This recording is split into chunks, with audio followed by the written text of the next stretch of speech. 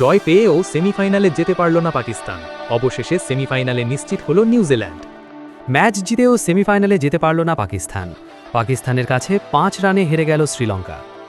Match শেষে দুই দলেরই মন খারাপ। দাসুন ছানাকা হাঁটু গেড়ে নুয়ে পড়লেন হতাশায়। ম্যাচটা জেতায় পাকিস্তানের ক্রিকেটারদের কারও নেই কোনো উচ্ছ্বাস, কারণ ম্যাচটা তাদের শুধু জিতলেই হতো না, সেমিফাইনালে যেতে মেলাতে হতো আরও সমীকরণ। পারলে খেলেতে শ্রীলঙ্কার বিপক্ষে 5 রানের জয়ে রান রেটে তারা টপকে যেতে পারেনি নিউজিল্যান্ডকে। সুপার 8-এর 1 নম্বর গ্রুপ থেকে ইংল্যান্ডের সঙ্গী হয়ে সেমিফাইনালে যাচ্ছে নিউজিল্যান্ড। আগে ব্যাট করে শ্রীলঙ্কার সামনে 213 রানের লক্ষ্য দিয়েছিল পাকিস্তান। শ্রীলঙ্কাকে 147 বা এর কম রানে আটকে রাখতে পারলে সেমিফাইনালে যেত তারা, কিন্তু পুরো 20 ওভার খেলে শ্রীলঙ্কা 6 উইকেট হারিয়ে করেছে 207 রান। শ্রীলঙ্কাকে সমীকরণের ভেতর আটকে রাখার সম্ভাবনা যে পাকিস্তান তৈরি করেনি তা নয়। 100 রানের ভেতর 5 উইকেট হারালেও পরে তো দাসুন সানাকা ম্যাচটা প্রায় জিতিয়েই দিয়েছিলেন শ্রীলঙ্কাকে। ইনিংসের শুরু থেকেই রান তোলার গতির সঙ্গে পাল্লা দিতে থাকেন, তবে শেষ ওভারে শ্রীলঙ্কাকে জয়ের জন্য করতে হতো 28 রান। প্রথম বলে 4-এর পর টানা 3 বলে ছক্কা মারেন, 2 বলে দরকার হয় 6 রান, কিন্তু অফ স্টাম্পের অনেক বাইরে করা শাহিন শাহ আফ্রিদির শেষ 2 বল ব্যাটে লাগাতে পারেননি সানাকা। বিশেষ করে ওভারের শেষ বলটা সাদা চোখে ওয়াইড মনে হলেও আম্পায়ার কোনো সংকেত দেননি। ম্যাচ শেষে জানিয়ে হতাশ মনে হয়েছে লঙ্কান ক্রিকেটারদের।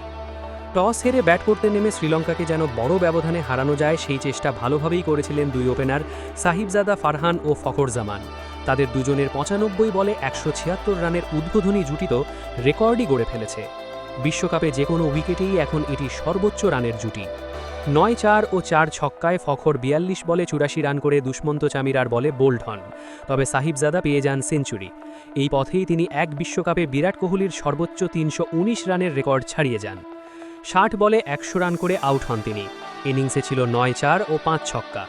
টি-20 বিশ্বকাপে সর্বোচ্চ 18টি ছক্কার রেকর্ডও গড়েছেন ফারহান। এই বিশ্বকাপে 6 ইনিংস খেলে 383 রান করেছেন ফারহান।